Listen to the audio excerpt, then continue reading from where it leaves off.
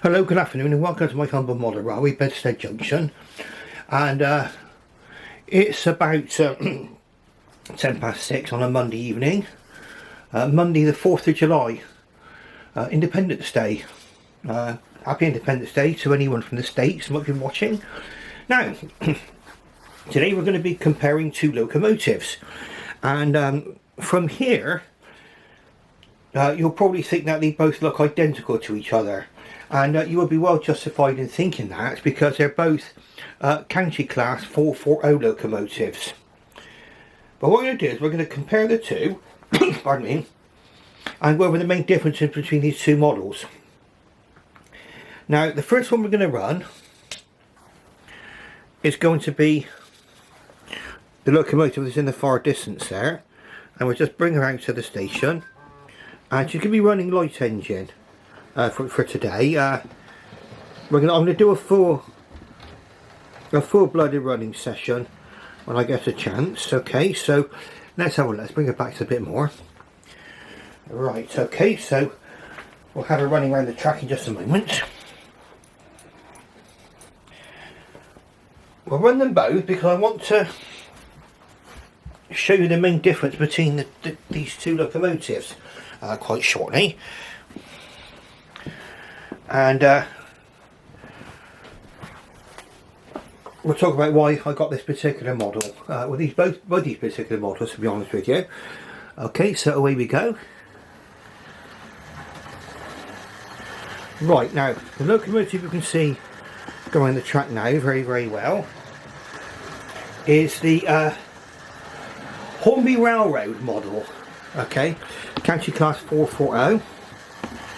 There's a number of different locomotives you'll find that's 440s in the Hornby Railroad range. There's quite a lot there. There's these counties, NMS compounds, I think the Scores class, and the LNER Hunts class. They're all in the same kind of family of 440 locomotives, and this is one of those, which is from the railroad range. Okay, the railroad range being the going to be the more kind of budget conscious end of the market, and but there's tremendous plus points for everything. We'll go through the plus and minus points of things as we go along.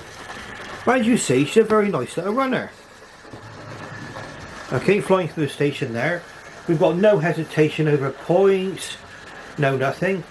And in fact, what we're going to do, we're probably going to get the Lazy Susan to compare them both. I don't know, we'll see. I'm pretty short on time tonight. We've got to be going out to a Skittles match later, so I'll get this done as soon as we can. Okay, and as you see, very, very lovely little runner going around there now.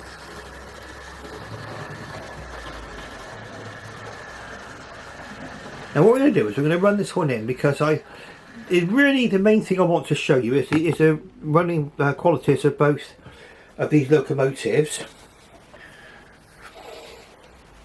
And we'll go over the different models and how they come, how they arrive and everything else, and the main differences between the two. Alright, so we're going to have a quick change of points, so we're going to be up and down for changing points quite a lot. And what we're going to do is we're going to see how this one copes with points on this particular junction. So we're going over a right hand point followed by a right hand point and then into a left hand curve. Okay, so here we come,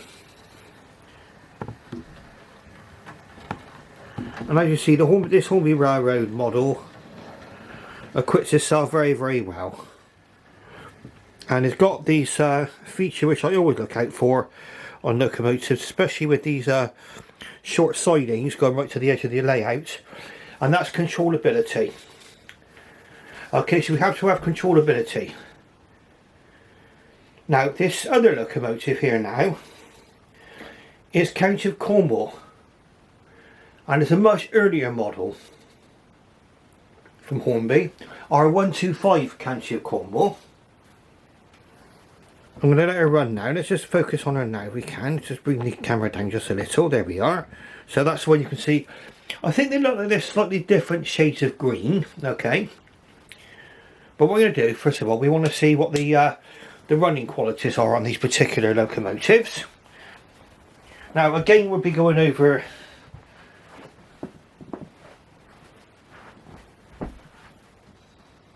the double set of points. Now watch her reverse out.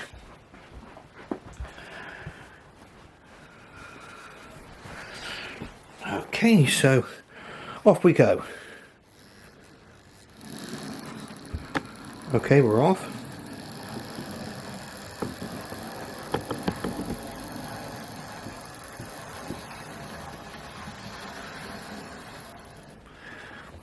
Now once we see this one going round the track, I'll explain to you what the two differences are between these two locomotives.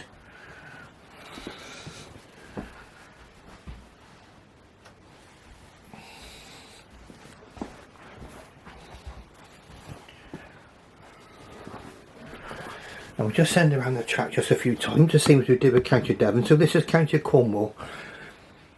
I especially wanted County of Cornwall. Okay, oh, set the driver, he's going the wrong way, that's me. What a terrible driver, abomination. Here we go. Perfect, away we go. Running around the track perfectly well now. I think we probably agree, running perfectly well. Now, the main difference between these two models is the Hornby Railroad one is fairly recent, okay, and that one's got a motor inside the locomotive. So County of Devon, we're looking at, in the right, County of Devon, has got the motor inside the loco, whereas County of Cornwall, which is you can see going around now, has got the motor in the tender. And this is the Hornby Wingfoot motor.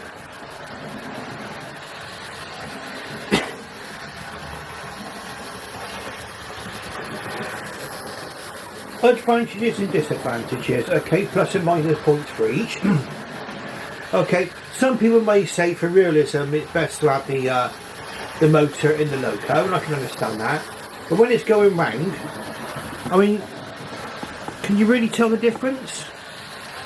This was tender powered.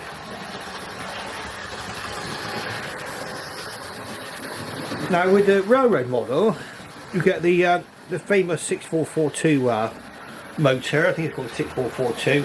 Very reliable motor in there. Okay, but if that motor was to ever cease functioning, it's probably going to involve a change of the complete motor. Now I'm lucky, I bought a spare motor for it. I'm not sure if I'm ever going to need it, but I've got the spare motor for the County of Devon there.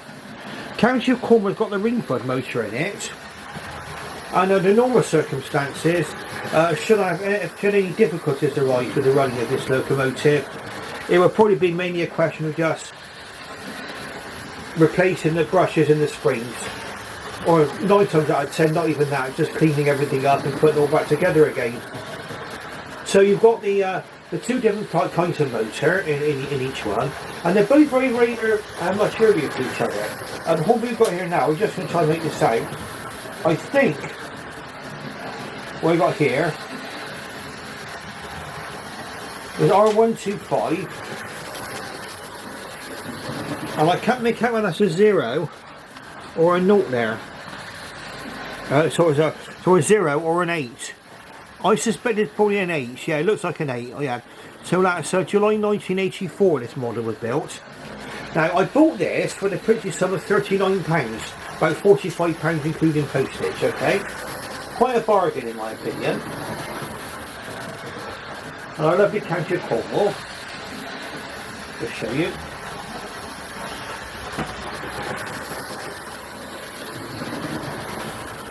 Came in this box, R125 locomotive County of Cornwall. A bit of a bonus. Came with a block of ice packaging, complete with a full set of accessories.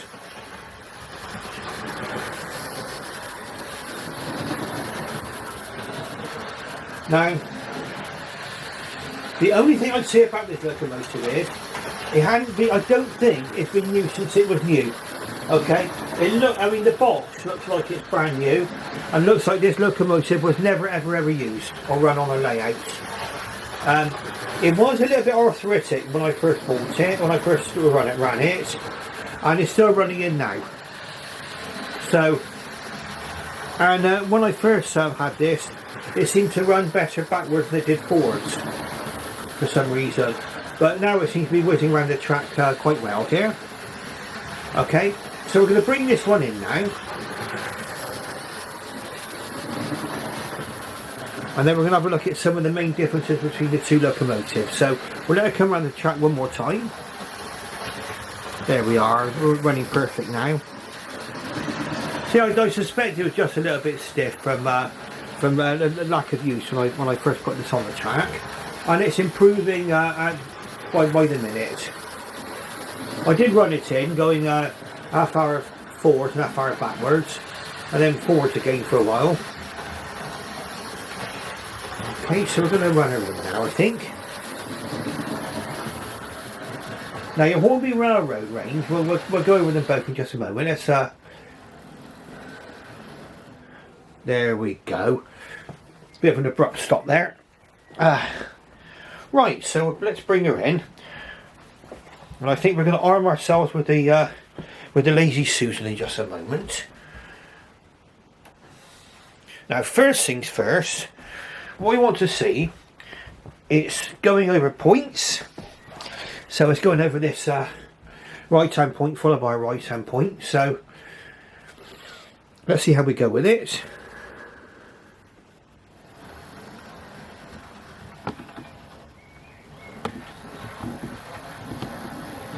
So it's just me operating the controller here, trying very conscious of the fact that we're getting near the end of the siding.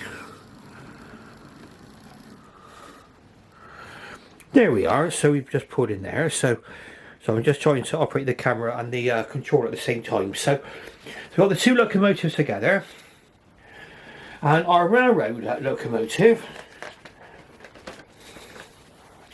is our 3277 GWR 440 County Class, County of Devon. Let's see if we can get that in focus for you. There we are, so that's our railroad class.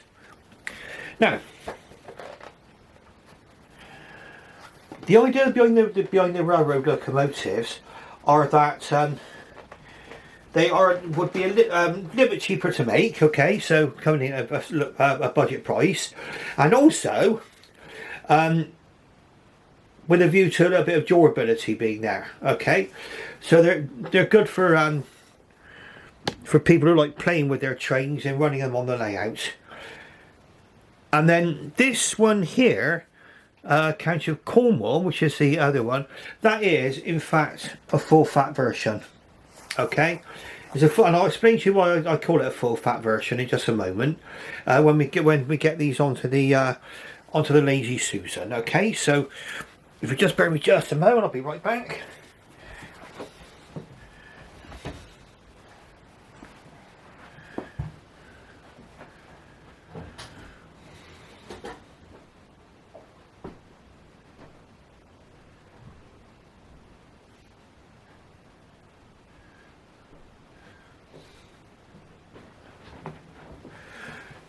And here's our revolving stage, so it's just like Saturday night at the London Palladium, as I always think of.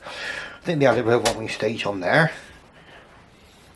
Okay, so we'll get focus on there now. Now what we need to do is we're looking at each locomotive in turn. So we'll look at the railroad version first. Okay, I think, yeah, we'll go for the railroad version. Of the layout she is. Okay, let's just pull stuff around. Okay, very nice looking locomotive in my opinion.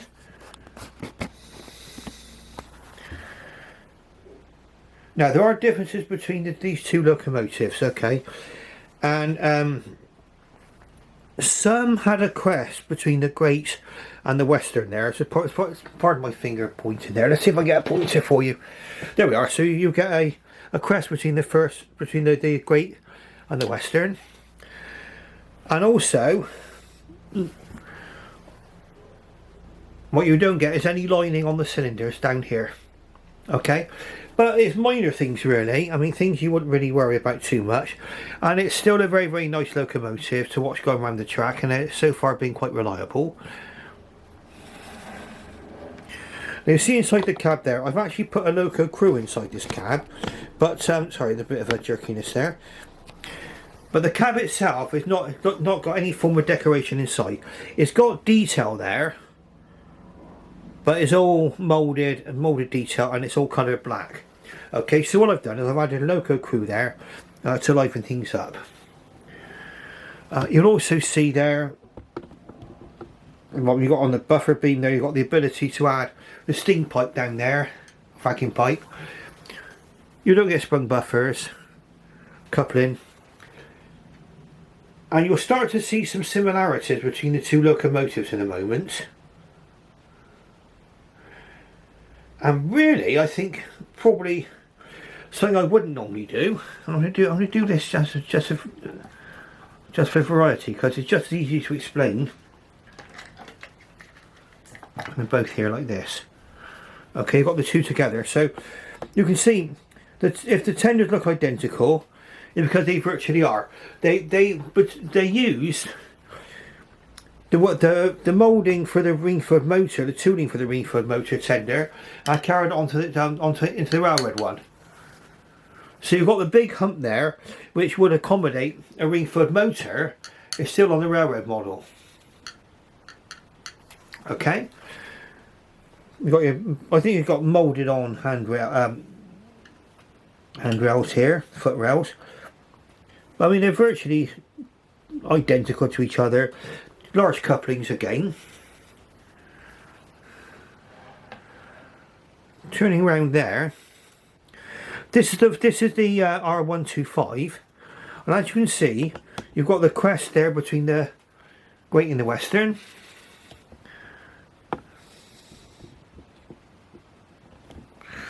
Handrail has been picked out there. I think it's just painted on for effect. Obviously, because of the age of the model, you do get a kind of a silvery coloured handrail go around there.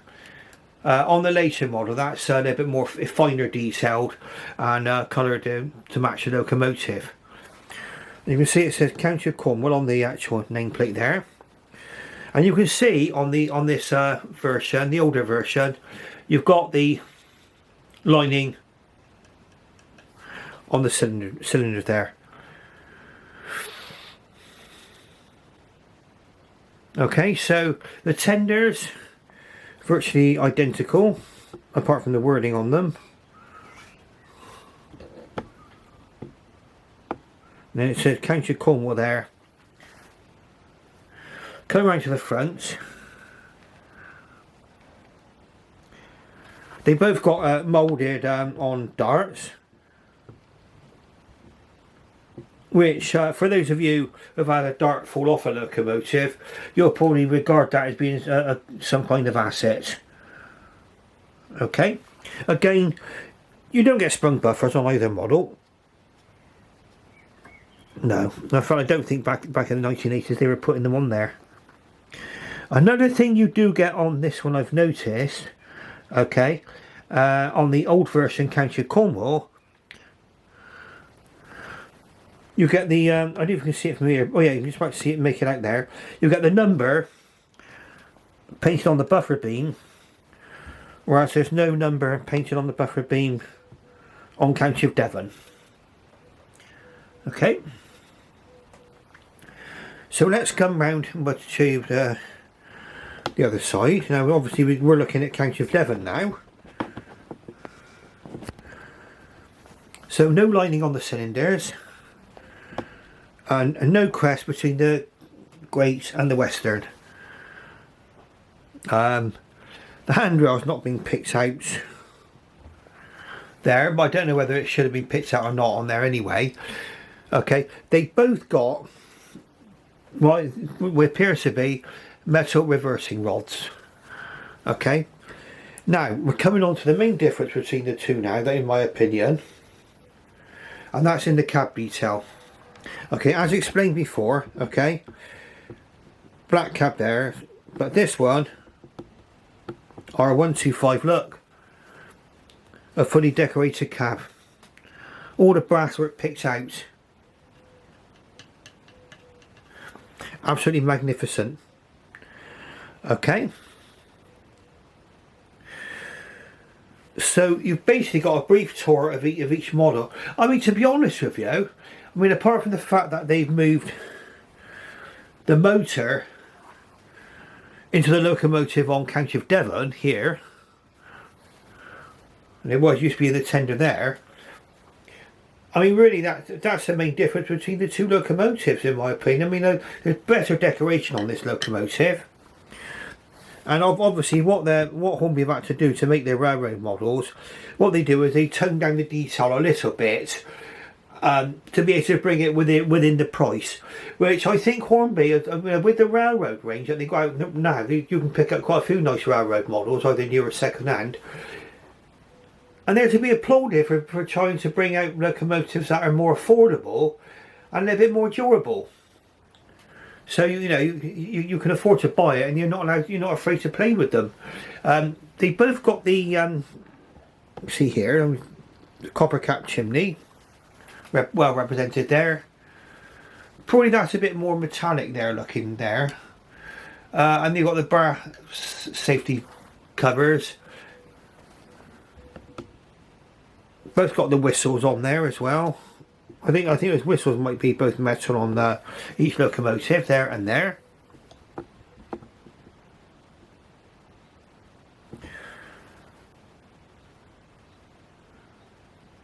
But really, they're both really good models.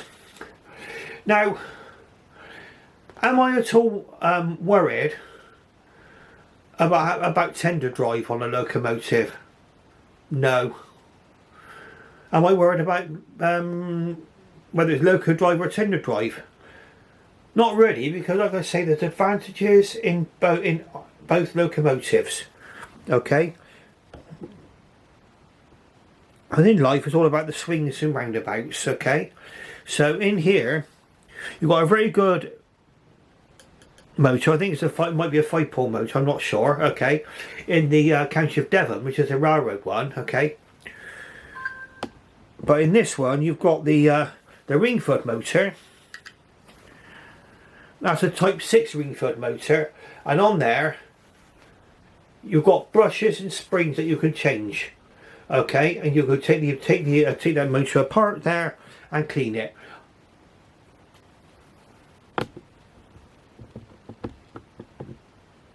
Okay, so I hope this little comparison has been useful for you. Okay. And what my buying experience, I bought both of these locomotives second hand. This one was bought, the County of Devon was bought during the lockdown. I think that one was 70 odd. And during the lockdown, prices were going through the roof, and there's no two ways about it, and that was a bargain. And that was pointed out to me actually by Barry Davis. So thanks Barry for pointing out County of Devon for me. And he's got the same one actually on his layout. But I've got also now County of Cornwall. So I've got both Devon and Cornwall now, okay? And so with the two together, perhaps a little bit of food for thought, or thought of food.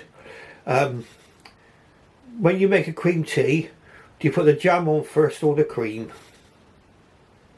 Okay? And on that thought, I should bid you farewell. And bye bye for now.